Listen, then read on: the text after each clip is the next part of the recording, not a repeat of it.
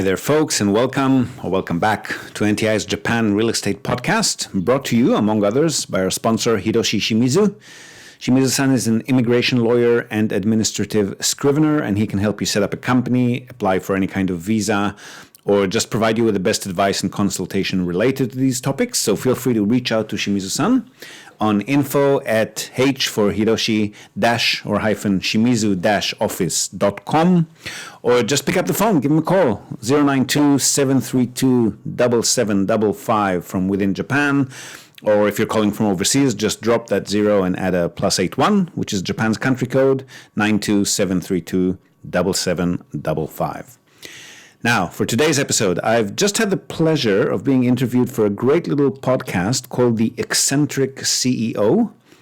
Now, I'm not really the CEO of our company. That'll be my partner, Chikako, and I don't know if I could really be considered eccentric. Probably quite boring, actually, but nevertheless, the host of the podcast, Aman Agarwal, asked me if I could come and speak to him and his listeners about our company and about Japan's real estate property market. Now, Aman is the founder and CEO of Samtam Transnational, which is an executive education company. So he's an educator, speaker, and as mentioned, host of the Eccentric CEO podcast, which is a show that deep dives into different businesses and industries from the perspective of a global entrepreneur or investor. So we had a nice long chat about all things related to the market here, how it differs from other markets around the world. We had a look at the macro aspects, market fundamentals, various sectors, the aging population, the generally deflationary or stagnant economic environment, and obviously the differences or challenges that are involved in doing business here as far as international or foreign investors are concerned. But we also drill down into the nitty-gritty micro details like locations, rental income, cash flow, prices, yields, the effect of COVID on various segments of the market, and much, much more. So, well-rounded conversation. I hope you enjoyed as much as I did. Oh, and if you're interested in seeing our faces as we speak as well, we've got a video of the conversation for you too. So feel free to hop over to our YouTube channel. We'll link to the video in this episode's show notes for you. So here it is, yours truly on the Eccentric CEO podcast. Enjoy, and I shall see you again on the other side. Hello, everybody. Welcome to another episode of the Eccentric CEO podcast. And today I have another special guest, Ziv Nakajima-Magen, who is currently in Japan. And he and I are going to talk about the real estate landscape in Japan, especially how international investors can buy real estate or sell real estate in Japan. And once again, this is because the Japanese real estate industry is often very, what's the right word? Counterintuitive, I think, is what you're looking for. Yeah, counterintuitive to most real estate investors elsewhere, especially in America. And so Ziv and I are going to chat about the intricacies of, how you buy real estate in Japan, what really goes on, and why you should consider buying, why people do consider buying real estate in Japan. Ziv, thank you so much for coming here. Pleasure, man. Good to be on. Awesome. Fantastic. Okay, so let's start with the 5,000 feet overview. What's different about the Japanese real estate market? Well, like we said before, counterintuitive is probably the right word.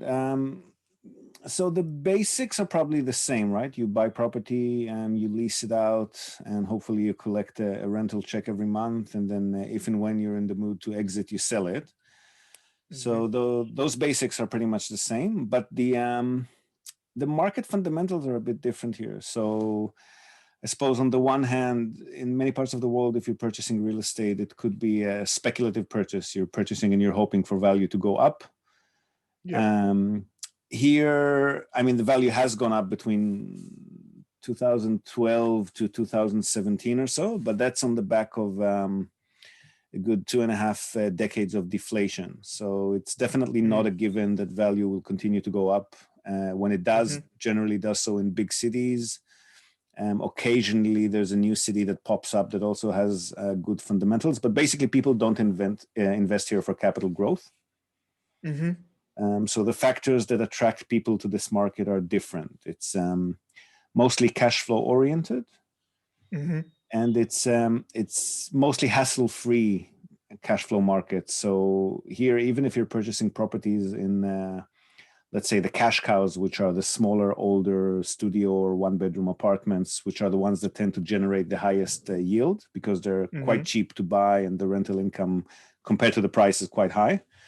Yep. But even if you're buying in these lower brackets, which would mean that you've got lower income tenants, there are no ghettos or deadbeat tenants. People don't squat in a unit. If you need to evict someone, you just send them a letter and off they go, kind of thing. And another thing, I suppose, that is a bit maybe, I don't know if opposite, but different to other countries is that, you know how if you go to other countries, even in Asia, if you go to big cities in China or you go to the Philippines or you go to Vietnam, there's usually quite a few English-speaking realtors who are very, very happy to work with foreign investors. Yep. And you're perceived as, in many cases, you're perceived as the rich and sometimes gullible foreigner who comes to this foreign country. And it's kind of a challenge to find the ones that are honest and reliable. So there's a lot of people who speak English at you and want to work with you, but you have to work hard to find the reliable ones. Yeah. So from that aspect, it's the exact opposite here. So everyone is professional and by the book, and everything's got a paper trail a mile long, and nobody's going to swindle you or take your money or anything of that sort. But it's very difficult to actually find somebody who will agree to work with foreigners. So there's a huge language and culture gap that requires some bridging. I mean, in central Tokyo and in some of the more popular ski villages or near the US Army bases. So there are a few spots in Japan where you could find English-speaking realtors and property managers to work with. But the rest of the country, the places that are not that internationally accessible and not that well known to foreigners, just don't cater to foreigners at all. And it's a bit of a conundrum because that's where the more attractive deals usually are. Right. So central Tokyo or central Osaka are probably similar to central New York or Miami or Los Angeles in the sense that prices are quite high and yields are quite compressed.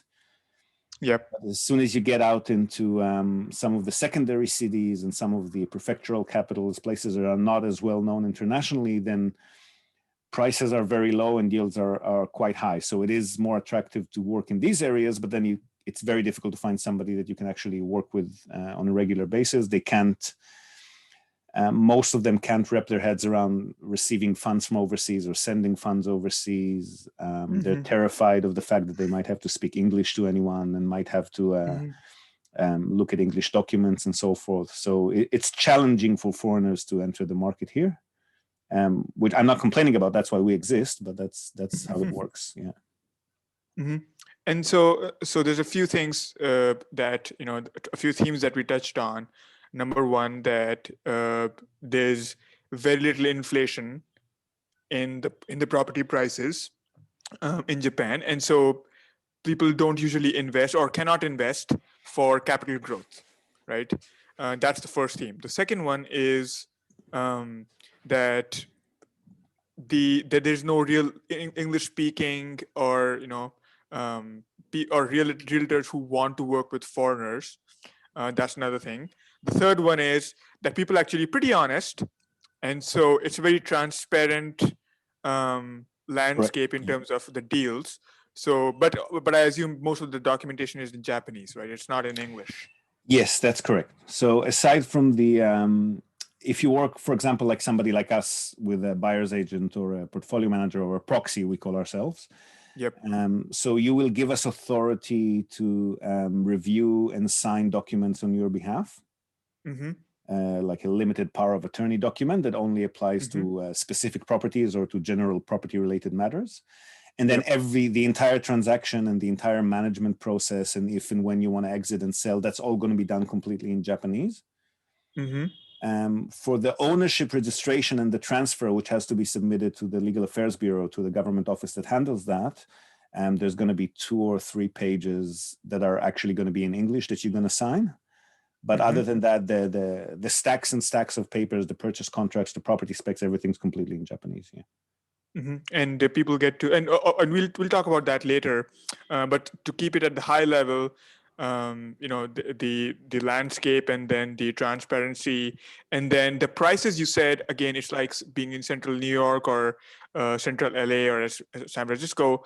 The big cities, in the middle, it's much more expensive. And I've heard some crazy stories about apartments in Tokyo going for several $1 million, just like in Yeah. any growing So city in the world. central Tokyo, central Osaka, barring perhaps the last year because Corona has changed things a little Yep. bit. But central Tokyo, central Osaka, and Niseko, which is a hugely popular international ski resort up in Hokkaido. Mm-hmm. Um, and a few other really luxurious spots are very similar Mm-hmm. to what you'd expect from other places. But in other parts of the country, you can buy, studio units for as low as 20, 30,000 US. So there's a huge gap between those super hot, super popular areas and the rest of the country. Mm-hmm. And so I'm curious about one thing.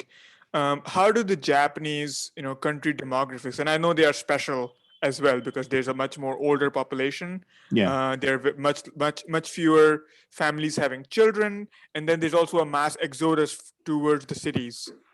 Right? How do these factors affect the availability of what kind of properties are available in Japan, and what is the makeup overall? Well, the availability is definitely there, even in the places that are emptying out. The trick is the due diligence that you need to do is first and foremost about the location. So, Yep. what happens in Japan is it is the world's most rapidly aging population. Mm-hmm. And as you mentioned, they don't have too many babies. So that affects your due diligence and your property selection on a few levels. So, firstly, because the population in the smaller villages and the smaller townships, the more remote areas is slowly dying out, what this does is as you mentioned, it creates a population increase actually in the bigger cities because people, Okay. especially younger people, when they graduate for school, they want to go to university, they want to start a family, they'd always want to move away from the little country town where they were born. Mm-hmm. Mm-hmm. So the larger cities are actually, most of them are actually increasing in population as those tinier places conglomerate into those bigger cities. And that's a trend that, unless anything happens with the population and the trend becomes reversed, that probably is going to continue at least for the next few decades. Mm-hmm.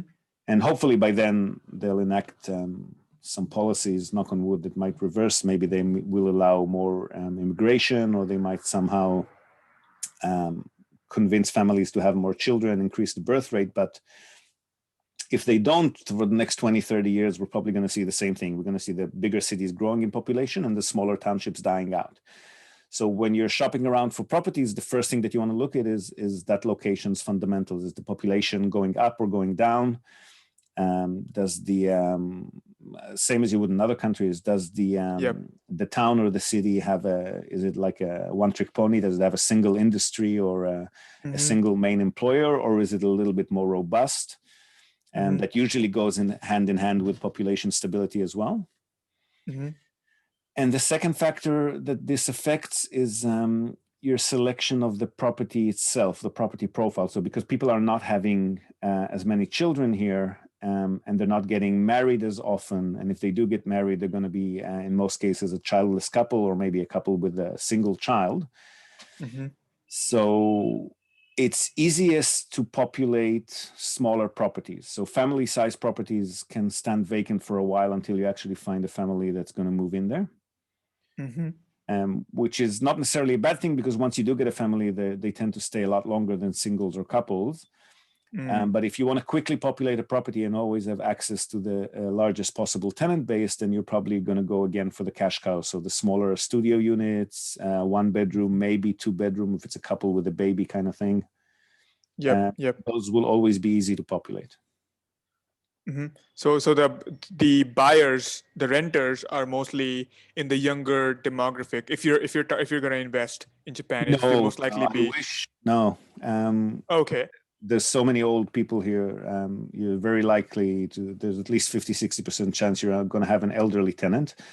But it's going to be a single elderly tenant. Again, they don't get married. They just unfortunately, it's sad, but they just get old and die on their own, sometimes in the property. So if we mention that we don't have deadbeats and we don't have problem tenants in the sense that they might run a drug lab or get the entire Yeah. family to squat in. So that doesn't happen here, but you could have a tenant die in the property, for example, just of old age. The family units are not as tightly knit as they used to be, and there's a lot of old people who just live alone and die alone. I see. And so for most investors that you work with or that you've seen come to Japan, what kind of properties are they buying? That really depends on the investor. Yep. So I'd say the vast majority of them, maybe 65, 70% of our customers would be going for those older, smaller unit types. Older and smaller. Okay. So units. Older as in? Used to be 1980, 80 something. These days, there's new legislation that puts more obligations on owners of older buildings to renovate them and therefore increase the building fees. So these days, we recommend to our customers not to go for anything older than 1990. Pardon me. And they're going to be condo units just because, firstly, that's where most people prefer to live. Secondly, those are smaller in footprint and therefore they cater more to the singles or couples as opposed to family homes. And thirdly, because houses in Japan, for various reasons, some earthquake resistance and also weather and also just tradition, houses in Japan tend to be built from very light, not very durable materials. So if you're buying a house, it's not going to be a brick or concrete, it's going to be a wood or a steel framed wood. And those require a lot more maintenance. So when they hit 25, 30 years of age, you're putting in a good few $1,000s to renovate and maintain them every year. So people tend to prefer mostly the stability that comes with condo units, where you're just in charge of the interior and everything structural is going to be paid by the monthly condo fees that you pay as an owner. And that's also where most of your tenants prefer to live. So our customers mainly go, if they're looking for the highest potential percentage yield cash flow, they would go for individual units in various locations in co-owned blocks. So they would own one unit and everybody else in the building would own another unit or a few units, and then they have an owner union, building management company, and so forth. Those that do want to try and capitalize on other trends, so for example, people that think that land value might go up, or people that want to get a bit more creative and maybe do short-term rentals in the future, they might buy a small building of these units. So they buy usually something up to 3 floors. Because beyond that, 4 and 5 floors, you can still have a building without an elevator, but then the 4th and 5th floor are harder to populate because there's a lot of stairs. And if the building is 6 floors plus, you have to have an elevator, and that increases maintenance. So the sweet spot tends to be 2 to 3 floor buildings with something like 4 to 10 or 15 units. And aside from that, we do have a few customers who buy houses because they're thinking that in the future they might want to use them for their own purposes. Some of them buy land for development, some of them buy solar farms, parking lots, a bit of commercial property or mixed property. So there might be a building with a couple of shops on the ground floor, or there might be a building that's designed in such a way that you can rent out the units as offices or residential properties. So a bit of a mix, but I'd say 65 to 70% of them would be going for small residential units. And so let's, since I'm glad you bring this up.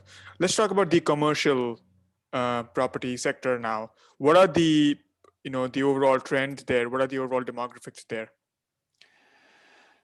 Well, there's the macro level and the practical level for people like you and me, right? So macro, if you're looking at trends, very large office buildings, and before COVID hit, hotels were quite popular as commercial properties.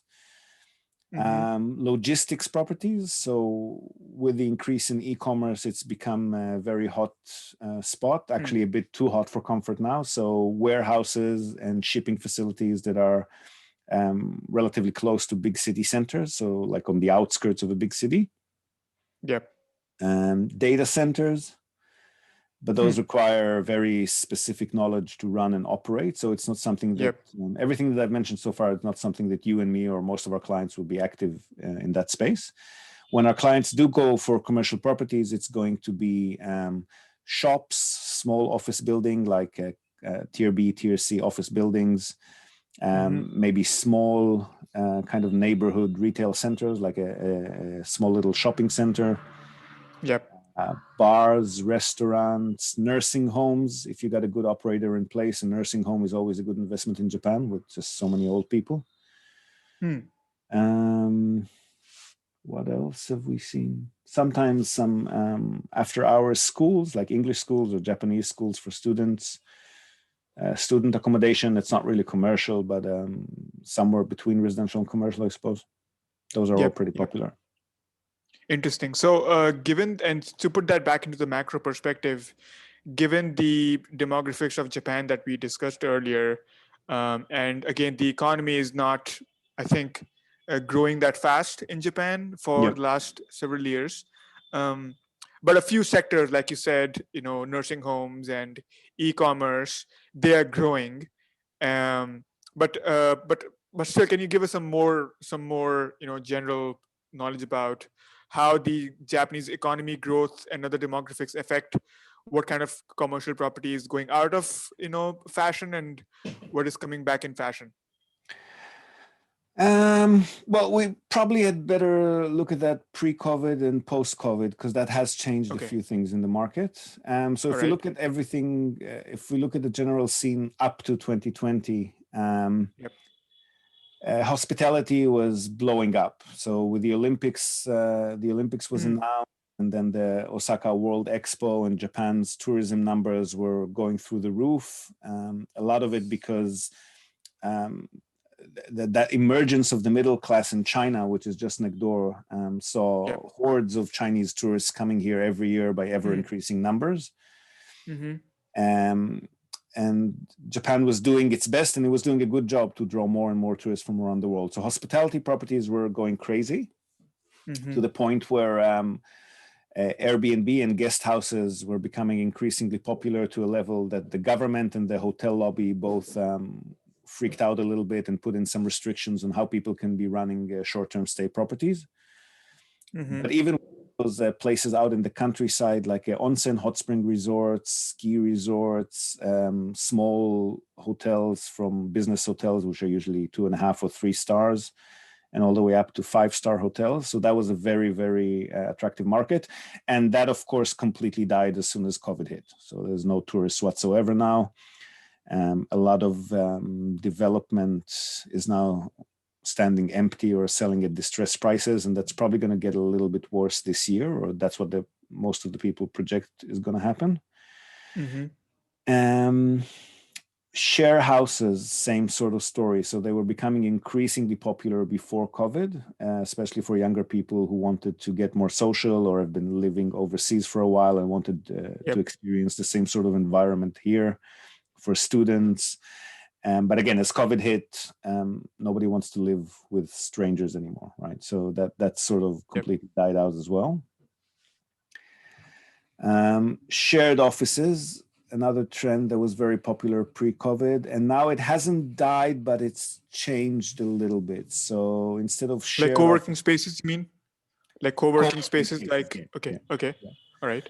So it hasn't completely died, but it has changed a little bit. They've now gone from shared offices to flex spaces where people can rent and then change their food, because a lot of businesses have been hit by COVID, probably not as hard as in other countries because the government here has been quite generous with the compensations and grants and support. But obviously companies have been resizing. Some of them have been going out of business. Some of them have had to relocate. They sent a lot of people to work from home. So the shared office market has wobbled a little bit. The general normal office market has also seen rents slightly decreasing or stagnating, but it hasn't taken a huge hit.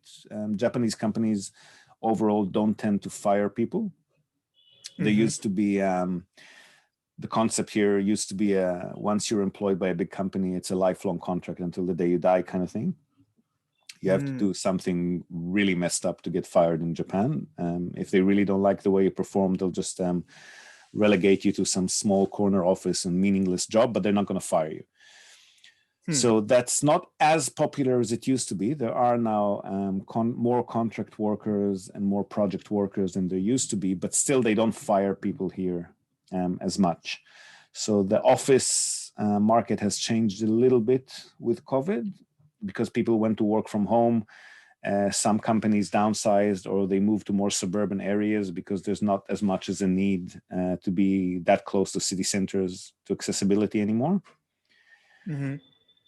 Residential has done very, very well.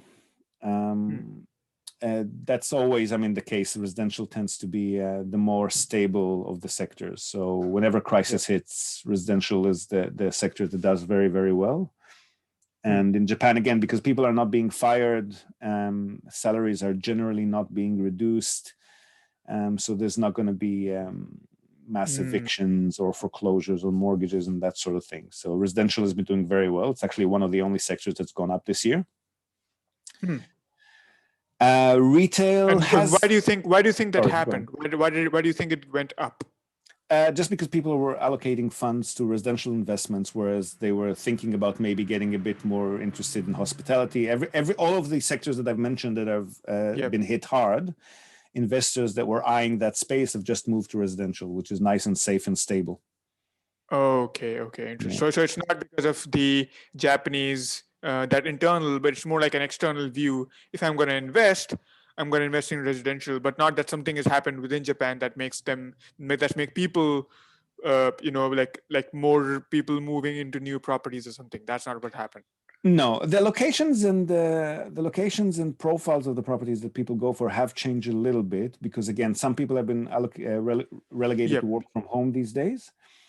So there's more interest, and that's a trend that's been going on for a while, but it just accelerated with COVID. So more people are looking at secondary cities, satellite cities, properties with a bigger footprint that actually allow for a home office. In the last 2 or 3 decades, the trend has been actually shrinking living spaces. Like the families were becoming more and more granular, less and less children. Nobody living with their elderly parents anymore. So the flats, especially in the bigger cities, were getting smaller and smaller.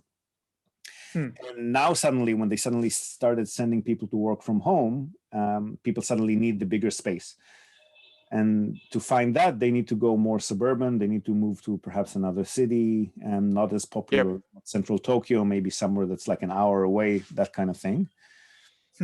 So the market changed a little bit, but still residential is the most popular. Retail has been suffering even before COVID. So again, more and more e-commerce means that people were shopping less in physical brick and mortar stores. So they've suffered, but they've actually started already to repurpose the retail centers in light of this trend before COVID hit. So shopping center owners were focusing more on essentials, stuff that you don't buy online. So supermarkets were doing well. Consumables, certain office supplies where you actually have to go and physically shop, so stuff that you can get online.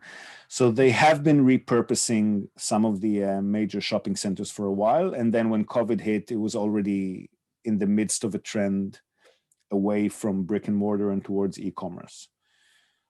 So that hasn't changed drastically.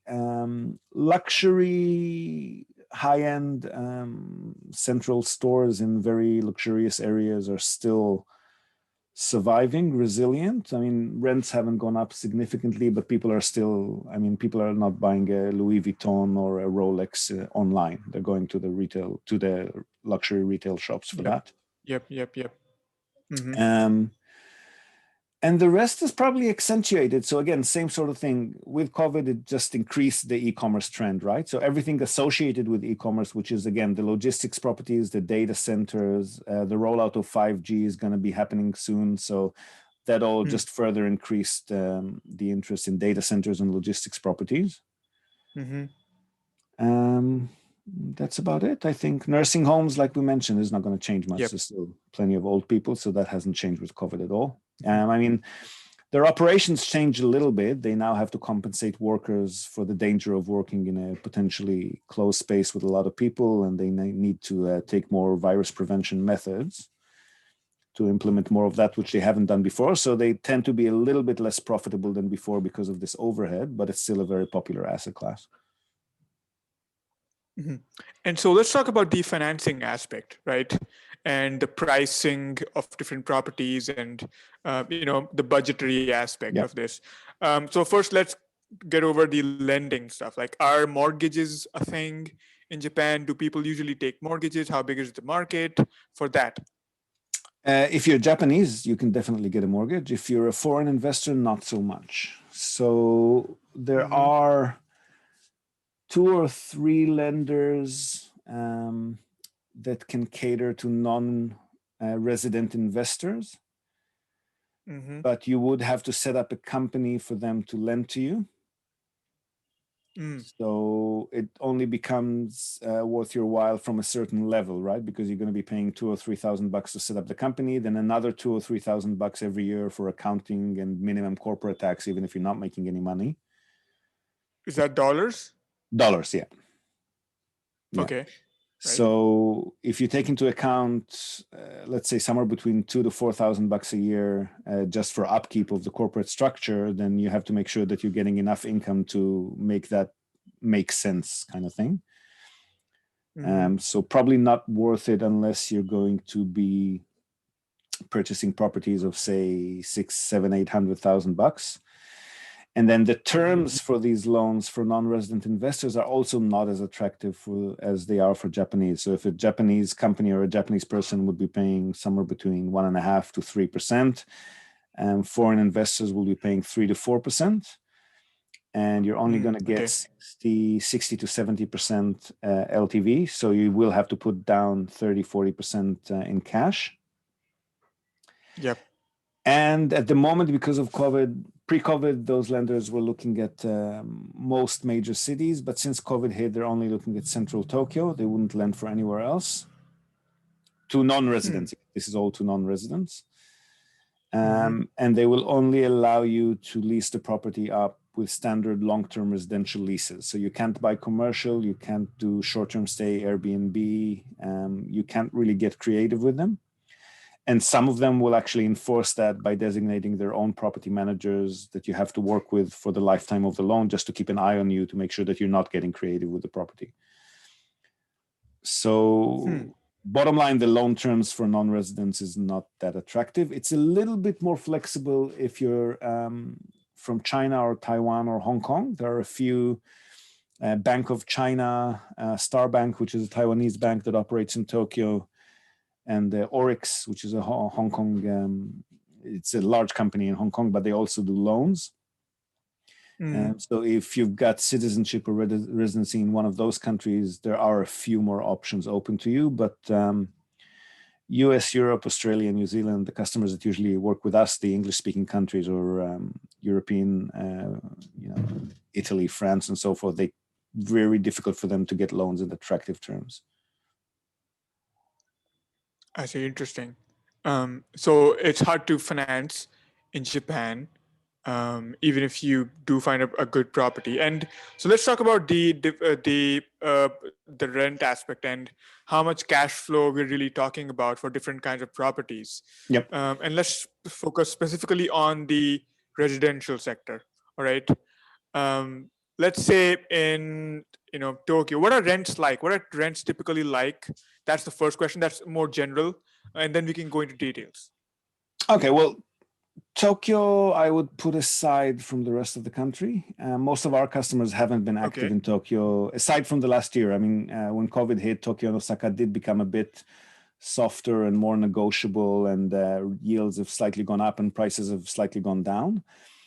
But generally speaking, 2020 aside, 2020, 2021 aside, Tokyo and Osaka are probably not the best places to hit for property because the prices are much higher and the rent is higher, but not nearly as sharply. I mean, the graph of property prices goes up far more sharply than the rental price graph. And that gap means that the yields are very compressed in Tokyo and Osaka. In other cities in Japan, let's say Nagoya, Kyoto, Sapporo, Fukuoka, Kumamoto, some of the other attractive cities that people are usually active in, rent could go depending on the property. So if you're renting, again, let's talk about the cash cows first. So smaller studio or one-bedroom units would go from anywhere between $250 a month to maybe $400, $500 a month, depending on location. And this is again in outside of Tokyo, like in the suburbs, you said? Outside of Tokyo, no, outside of Tokyo is not suburbs. I mean, there are very big cities aside from Tokyo. Oh yeah. So Okay. these are other cities. So Japan's 7 biggest cities are I see. Tokyo, Yokohama, Osaka, Nagoya, Sapporo, and Fukuoka. There's also Kawasaki, which is very close to Tokyo. It's like 20 minutes out of Tokyo. There's Yokosuka, which is a little bit south of Tokyo. There's Kobe next to Osaka, Kumamoto. And these are all not small cities. I mean, Yokohama is 3-point-something million people. And Nagoya, Fukuoka are 1.5, 2 million each. Sapporo is also 2 million people. So they're big cities. And just not as well known internationally. So in those cities, rents would vary for the smaller, older studios and one-bedroom apartments, anywhere between $250 to $500 usually.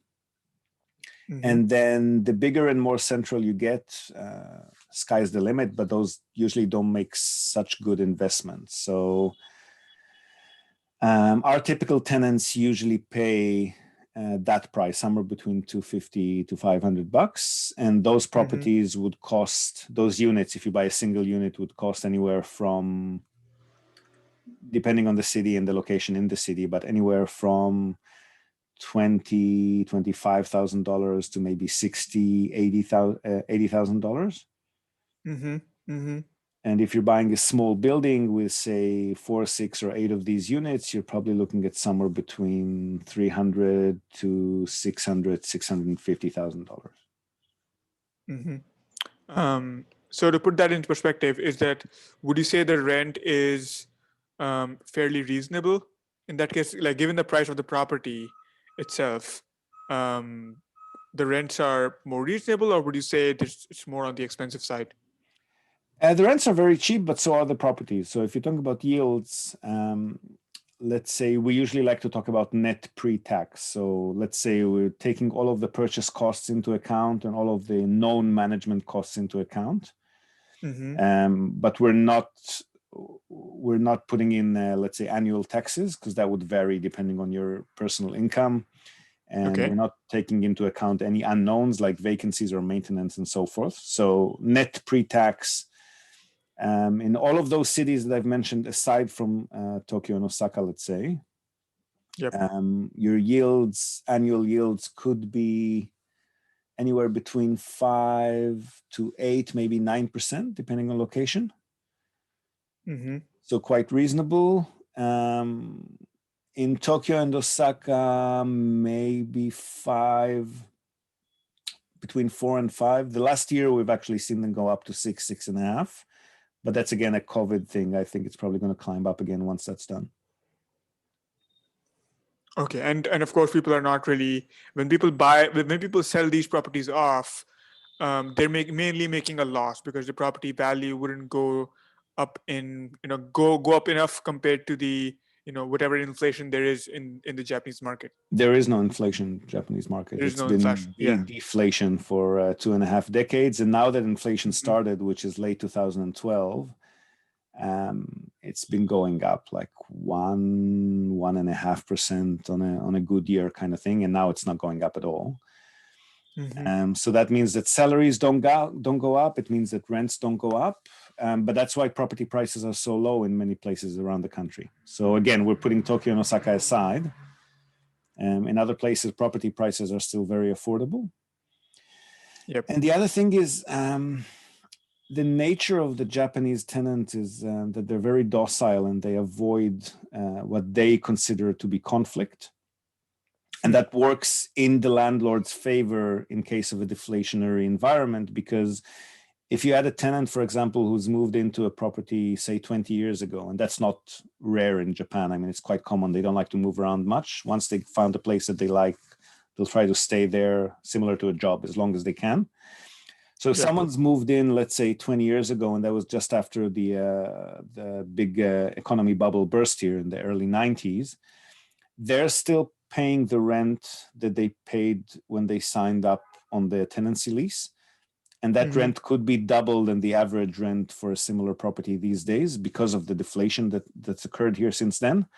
But they're never going to approach the landlord to ask for a discount or to renegotiate the rent.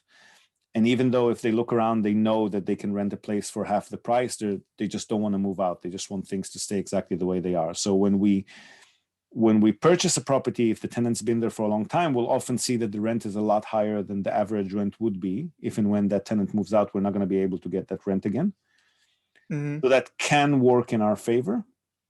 Yep. But people don't tend to be selling at a loss unless they've purchased in a really crappy location, which if they work with us, we would probably advise them pre-purchase not to go for those locations. If they purchased in one of the, let's say, the list of cities that I was rattling off back there, those places haven't declined in value.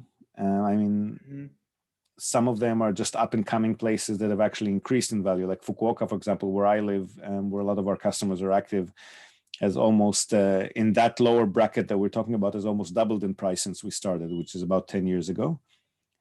So it's been rising almost as sharply as Tokyo and Osaka.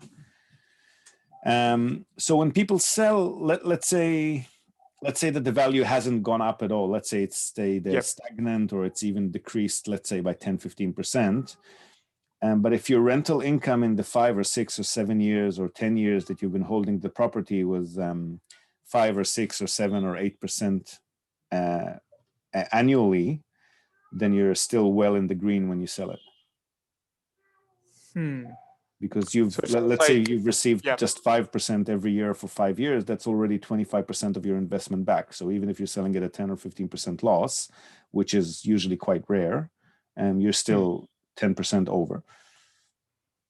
I see. And do people sell often in Japan? And what reasons do they usually sell for? Our customers, and as far as I can tell, I mean, we don't service Japanese. No, I mean, the Japanese people in general, the Japanese people who own properties, who are willing to sell. Do you mean investment properties? Residential properties, commercial properties, whatever it is, usually. Because you said there's not much inflation, there's not much deflation, there's steady cash flow once you have some cash flow coming in. And let's keep out the commercial properties for a second and only focus on residential. Since it's a healthy cash flow and people don't leave, it's like you could sit there forever and just keep making the money, right? As an owner, as a landlord. So to a point. I mean, as the building gets old, it requires more maintenance, and it requires and it becomes a little bit harder to get tenants because people, I mean, there's always low income tenants that would have to live in an older building, but even they would have a limit. I mean, if the building is 40, 50 years old, it's getting harder and harder to find tenants, and the monthly building fees will keep increasing as the building requires more maintenance. So at that point, usually the building management company and the owner union would start looking for developers to buy the place and tear it down and rebuild, or developers might contact them way ahead of that time to make offers on those buildings. But if you're looking at an investor that's been holding, let's say, a unit in a relatively newer place, let's say 30, 40, 20, 30-year-old place, the people that we buy from, so when we look at what's available on the market and look for attractive properties to buy, the people that we buy from tend to be two classes, I'd say. So it's either real estate companies or real estate investors that do that for a living. So they might buy, renovate, kind of flip. I mean, flipping is not as popular in Japan as it is in other countries, but they would be specifically buying underpriced properties and then trying to sell them at market price. Or it's older people that might have lived through a few boom and bust cycles and therefore are more investment inclined. The younger and middle generation in Japan, let's say people anywhere from their 20s to 50s, don't tend to be investors. The Japanese psyche is more of sit on your cash for a rainy day kind of thing. They don't tend to, they consider it risky to invest in anything beyond the safest and most stable and lowest yield, like government bonds and blue chip stocks, maybe, and that sort of thing. So the property, and that's mainly because they've been burned quite badly in the, again, that same bubble that I mentioned in the 1990s. So anybody who was growing up during that time and remember mom or dad losing a bunch of money on a few property investments, they tend to be very wary, and the Japanese are generally very risk averse as a rule. So the people that we buy for are either those real estate companies or elderly investors. If they've been through a few boom and bust cycles, like let's say, for example, they remember the era post World War II, and then they remember how the economy went up and down a couple of times, and the 90s crashed, but then it went up. So they're not too fazed by that. So they have been investing in properties, and there are a lot of them because, again, it's a very old country.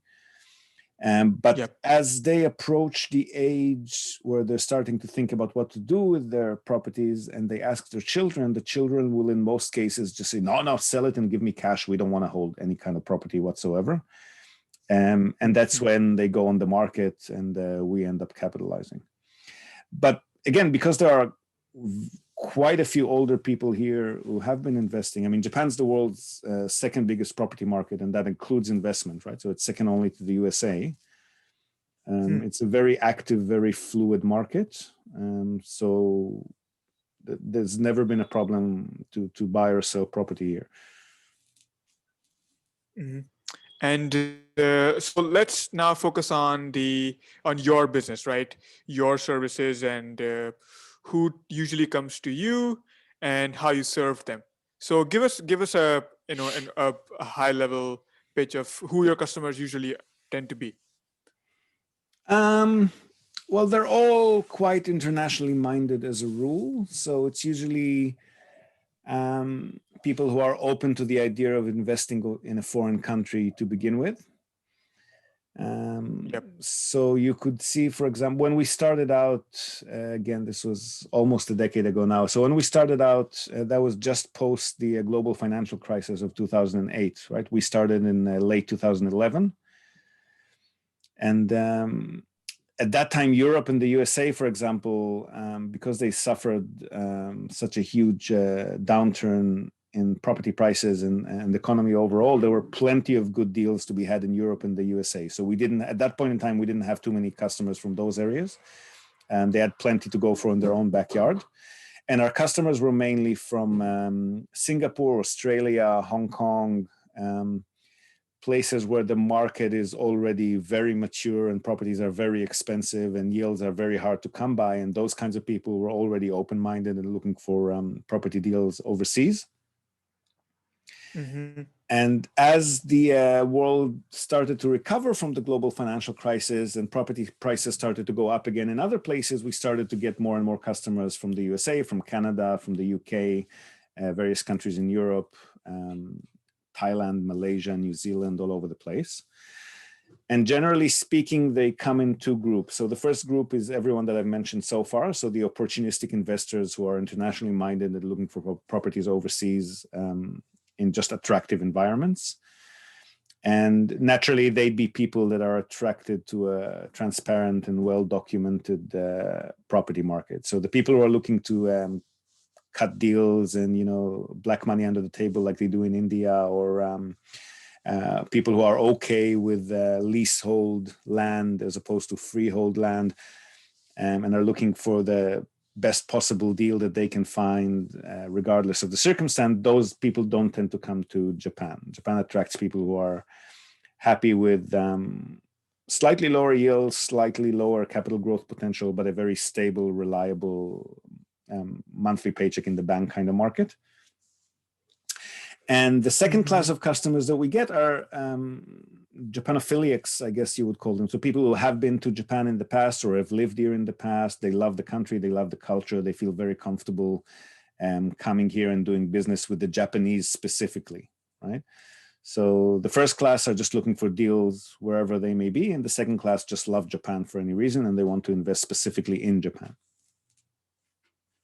So let's focus more on the first class, because that's I guess more predictable, right? As you said, they are more internationally minded investors, and they are looking for, number one, the transparency and some of the other factors you mentioned. Which other countries, given that in Japan you cannot capitalize on the property itself, it's usually more cash flow oriented, which other countries does, in a way, Japan face competition from as a place for international real estate investments? Well, I'd probably look at that regionally. So if you look at Asia Pacific, for example, there's not much competition in the sense that Japan is the only place in Asia Pacific that doesn't have any restrictions on foreign buyers. So the land is all freehold. I mean, aside from like some farmland or culturally protected land for various reasons, but 99% of the market is freehold land. And there's no extra taxes levied on foreign investors. They can buy new or secondhand old properties. They can develop stuff that they can't do in any country in Asia Pacific aside from Japan. So not much of a competition here. Compared to the rest of the world, I guess you can probably compare Japan to some of the Northern European countries as far as the stability and transparency of the market goes. So Germany, Switzerland, the UK is quite well established and transparent as well. Although in some cities in the UK, I think in London, for example, you can't actually own land. Everything's owned by the government, I think. Although I could be wrong about that. France, I mean, places where the market is pretty documented and transparent, but those places don't tend to be as affordable. So compared to a developed first world country, Japan does feature quite high yields and quite affordable properties. So capital growth is obviously a double-edged sword. I mean, when property prices go up, it's good for people who already own properties, but it becomes a lot more difficult to enter the market, right? So from that aspect, Japan is actually not suffered by the fact that there's no huge capital growth here. It's also quite comparable to the USA in the sense that the USA does have more affordable properties if you get out of the bigger cities. But the tenant base, man, no offense, miles apart, right? Like if you're buying affordable, cheap properties with low-income tenants in the States, I personally have only invested once in the States and never again, right? To manage a property remotely, again, we're talking about foreign investors, yeah? To manage a property remotely and deal with US property management companies and banks and insurance companies and the HOAs as a non-resident investor is a nightmare. And if you're buying cheap and affordable and you want to get high yield, you're buying in basically ghettos or places with very serious payment issues and very serious tenant issues. And there's just none of that here. Yeah, that makes sense. And what about the more emerging economies, like you said, the African continent or Latin America and South Asia? South Asia, already mentioned, it's kind of like pretty hard. It's not very transparent. I know, being from India, how opaque the industry can be here for real estate investments. Yeah, so same story in Africa and South America, right? Aside from a few, look, I'm not a big expert on Africa and South America, to be honest. All I heard is stories from other people and what they've been going through here. But again, it's a market that appeals to the right kind of person, right? There are people that are very active and are very happy to be investing in emerging markets, and it's like investing in startups. You spread your funds over a number of places, and you've got high risk, but when one of them works, it can also yield very high rewards. So not really comparable. I think people don't come here with that sort of attitude in mind. Yep. It sounds like, would most of your customers tend to the second category where they just love Japan, or most of them do you think would be more just opportunities, like just for the opportunity? When we started, most of them were more of the opportunistic type. Like I said, because at that time people were just looking for wherever they could find any kind of good deal. As I suppose, as the world started to recover from the GFC, and as we matured as a company and we started to become easier to spot for people who are, because there are a lot of people who love Japan but recognize that they just simply can't work with professionals here because, again, of the language and cultural gap, not because they don't want to, but because the Japanese professionals don't want to work with them. So as soon as we were established as a solution, and we're one of the only companies in Japan that actually covers the entire country at all levels, so from the cheapest to and including management, including sales, so like a one-stop shop.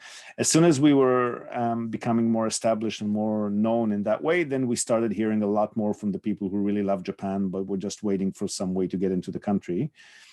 So these days, I'd say probably 50-50. Okay. And so let's talk about your services. Like you said, it's a one-stop shop. What is the journey of a new investor when they go through your, when they engage with you, and what is it like? Well, the first step is we would try to understand their mindset and what exactly they're looking for and whether their expectations are realistic, right? So if somebody comes to us, it doesn't happen much, but if somebody comes to us and says, I'm looking for, 8, 9, 10% in central Tokyo, we're just going to have to say that that's not going to happen. It's not possible. Or if somebody comes and says that they want to purchase and they want to finance 80% of the purchase and it's just stuff that we can do, we'll try to tell them in advance. Yep. Once we've aligned our expectations, and sometimes there's a bit of education involved on our part, we need to tell them what's feasible or not feasible in Japan overall, which locations are more or less attractive, whether it's, some people have a dream of owning and running a guest house or Airbnb property remotely, even though they're not living here. That's not always an option. It's quite difficult to do unless you're in the city, but not in the countryside.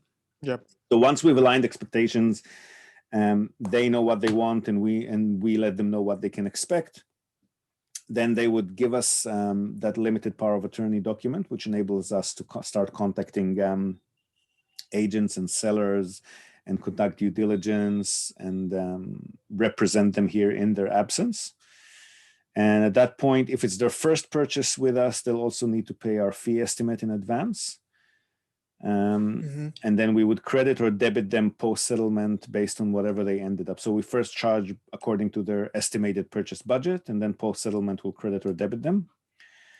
After the first deal that we've done with them, we can just charge them on settlement. But for the first one, we have to charge them in advance, mainly because, again, because of this reluctance of Japanese professionals to work with foreigners. One of the reasons for that is that foreigners here have an image of being tire kickers, right? Like a lot of them contact local real estate companies and they ask a bunch of questions about a bunch of properties, and they look like they're just about to move forward, and they submit an application, but actually they've been doing that with 10 or 20 properties. And they end up just purchasing the one, and then they never even reply to the first 15 or 19 agents that they contacted. And that's doable in other countries. It's not doable here. Here, the whole culture is very manners and proper way of doing things oriented. So if you do that here, if we do that here as a buyer's agent, then that realtor that we contacted will never work with us again. And in a market where we're already limited in the number of people that will agree to work with us, we have to really maintain those relationships. So for that reason, for the first purchase, we charge in advance. And then again, credit or debit post-settlement, depending on the actual purchase price. And that fee will cover people even if they end up doing due diligence and submitting offers and looking into 100 properties. Until they find the one that they want and settle on that, we're not going to charge them anything extra. And then after settlement, so at the time of the application is not legally committing. So we will not be getting the due diligence information like the tenant history, the building renovation history, the status of the reserved funds, if it's a co-owned building. All of that is only going to be available post-purchase. So once we pinpoint a few properties that we're interested in, we'll ask the client to prioritize them for us and tell us how much he would like to offer for the one that he wants the most. We'll make an offer on that one. Assuming the offer was accepted, or maybe a counter offer was made and a few rounds of that. Once the offer has been accepted and approved, we'll start getting the due diligence info. We'll look into the history of the property, the history of the tenant. We would make recommendations to the customer whether we think it's a good idea to greenlight the deal, or if we think there's a slightly higher than comfort risk level for any reason, we might advise them to maybe amend the offer to a lower price to cover for that risk, or to let it go altogether and look at another property. But assuming we've looked at a few of those, we found the one that we want to proceed with, we would sign a purchase contract on their behalf, at which point they'll need to pay 10% as a deposit. And then if they're in the country 2 or 3 weeks later, if they're out of the country and there's a lot of international documents that need to be notarized and sent back and forth, then probably 4 to 5 weeks later, everything will be done. They'll pay the rest of the money, and the judicial scrivener, the property lawyer, will transfer the ownership over to them. And then we would put in a property manager that we work with in that particular city in place for them. And assuming there's nothing that needs attention, they'll probably just hear from us with an annual income and expenses statement. And then whenever they want to transfer funds back home, they just let us know and we do that for them. I see. And when a property becomes vacant, there's obviously decisions to be made. What sort of rental terms to advertise for, what kind of renovation repairs need to be done. If something breaks in the property, there might be a few options that they'll need to approve if they want to go for the pricier one or not, but just standard property management stuff. I see. So it's like most people who do engage with you, you not only help with the purchase of the property, but you're more like their long-term partner. Once they sign up, they're long-term bound with you for managing the property and other things in future as well. We have to be, we have to be. Yep. Unless they're active in very specific locations that can cater to foreigners, then we have to be involved all the way, which is why it's a very good idea for us to make sure that everything's understood and clear from the get-go, because if they end up going for properties that we recommended against, we are the ones who are going to have to be dealing with it when they can't find tenants or when everything goes south. So yeah, that makes sense. So let's zoom in on one thing you mentioned, the negotiation side, where you make an offer and then there's a counter offer. Because I think given the that Japanese culture is counterintuitive or interesting, what is that like just any other negotiation in the real estate market in like America or anywhere else, or are there some special characteristics of that negotiation process? It's not overly aggressive like it is in some Western countries. So you don't go super lowball and offer half the price. That would be offensive to them. They wouldn't accept any further offers from you. Oh, okay. You can go a little bit deeper on the negotiation if the property is vacant, because most of these properties are strictly investment properties, just in the sense that the people who can afford to buy them would never want to live in them, and vice versa. The people who live in them would never be able to afford to buy them. So properties that are classed as investment properties because they're older, smaller units tend to be priced strictly based on the rental income that they generate or can generate. So if the property is vacant, we do have a bit more negotiation room because it's not actually generating any income at the moment. But otherwise, depending on location, I'd say you could come in at an offer of maybe 10, 15%. But if it's a very popular location, the seller is going to refuse it because they are going to get what they're asking for very soon. And when competing for deals, because what is the competition usually like for a property? Given that like you mentioned, a lot of places, if you keep giving them inquiries about like, hey, I want to buy this property, and then they'll stop working with you. In a sense, what is the competition like for a given deal? Attractive deals usually get snatched very quickly, especially in the lower priced market. So the ones that are under $100,000 would usually be under offer within a day or maybe a week from listing if they're attractive, if they're priced attractively and the yield Mm-hmm. is reasonable and the location is good, they'd usually be spoken for very quickly. Mm-hmm. It's usually first come, first served. So if we submit an offer and then somebody comes in even with a lower offer, then the seller and the seller's agent would usually let us know that a lower offer has come in and give us a chance to increase our offer price. Mm-hmm. So as long as you get your foot in the door quick, the competition is quite easy to deal with. It's not going to be, there's no bidding wars or auctions or anything of that sort. I see. But so the key is to find a deal quickly, um, as soon as it comes on the market. Yes. So that's why we like our customers to, I mean, we can send them a few research samples and show them what's been available 2 or 3 weeks ago. But it's quite often not going to be relevant anymore by the time they actually engage our services. So from the moment they've given us permission to act on their behalf, we'll ask them, we might send them like a WhatsApp or a text message or say, this one just came in, I'm sending you an email right now, have a quick look and let me know if you want to apply, because otherwise it might be gone. And the cheaper the properties are, the more likely that is to happen. So if you're looking at property again that's under $100,000, you do want to move very quickly on it. Yeah. And I mean, look, we've worked with realtors in most of the cities around Japan on quite a few deals. So we do get their listings before they actually start putting them on the MLS websites and so forth. So they'll first send out the new properties that they've got to the list of investors that they've already worked with.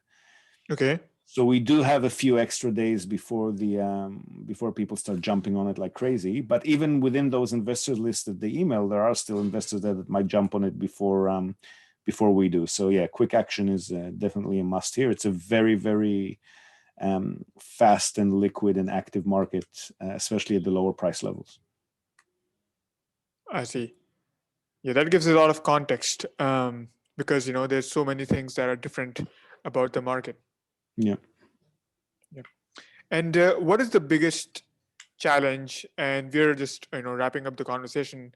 What are the biggest challenges for your company so far? Biggest challenges. Let's see. Finding bilingual staff is a challenge in Japan. It's not easy, especially ones that stick with you for a long time. And we've also, to be honest, we haven't factored in for growth as early as we should have. So we've been struggling for the last 2 or 3 years. We've been struggling with, I mean, it's growth pains. It's a good situation to be in, but we need to get more automated and systemized. But that's us internally. I mean, it's not. Yep. It's a good situation to be in, but we'd like to provide better service to our clients. So we need to get more automated and more systemized. Other than that, And what are the biggest things that you need to figure out looking forward, except for COVID-related, problems? new areas to access, I suppose. I mean, we've been more active in holiday homes and sectors that we haven't initially been dealing with. We've been getting more and more inquiries about hotels, especially now that it's a distressed market. So we just need to evaluate which of these areas we want to be more active in, because each of them will require our preparedness in advance. So it's easy to give into the shiny object syndrome and just say, okay, let's sell this and this and that and go high end and go low end and let's sell to Japanese customers for properties overseas. I mean, we've got all these ideas and projects that we might be able to pull off down the track, but we just need to pace ourselves and I'm not going to say stay in our lane, but just make sure that we're really prepared before we switch lanes again. So we've already done 2 or 3. We've added 2 or 3 services to our portfolio that we haven't had when we started, and we like to expand at that sort of nice and steady and careful pace. Well, thank you so much, Ziv, for sharing your thoughts. I learned a lot, and this time I was actually at a loss for words for questions because I'm totally not an expert in the industry, and I'm so not an expert that I couldn't even come up with really good questions to You ask you. did So thank you very so well, much. mate. Perfect question. I enjoyed it a lot. I hope your listeners will as well. Thank you so much, Ziv. Pleasure. Right, so there you have it. My conversation with Aman Agarwal, host of the Eccentric CEO podcast. Hope you enjoyed that chat or the video. And speaking of video, this is probably a good time to remind you that our other sponsor is Alex Watanabe of Snaps.talk. Alex provides excellent and really affordable photography and videography services in Tokyo, starting at only 3,000 Japanese yen, so less than $30. You can check out his work on this episode's show notes. We'll link to his profiles, his email address, and the gallery of awesome photos that he's done for us at our last seminar in Tokyo. If you like what you see, don't be shy. Get in touch with Alex on snaps.talk. That's TOK at gmail.com. Or via his Instagram account. Tokyo Night Owl is what he's called there. And if you've got a business or project that you'd like to promote to English speakers who are either based in Japan or have some affiliation to Japan, feel free to reach out to us and ask about our sponsorship programs. They're a lot cheaper than you think, and they're guaranteed to get you the exposure that you need. So that's it from us for today, folks. Hope you've enjoyed this episode of the Japan Real Estate Podcast. Do let us know what you thought about it in the comment section or wherever you might have found it. Or if you found it on the iTunes store, subscribe, of course, if you're not already subscribed. And we would really appreciate it if you could leave us a short review or at least click on one of those stars and give us a star rating. 5 would be great, but we'll take low ratings if that's your honest opinion. Just help us share the love with a rating or a review, or simply by sharing this podcast with your networks or anyone that you think might find the content valuable. Hope to have you with us again next time, and until then, have a great day or night ahead. Yoroshiku.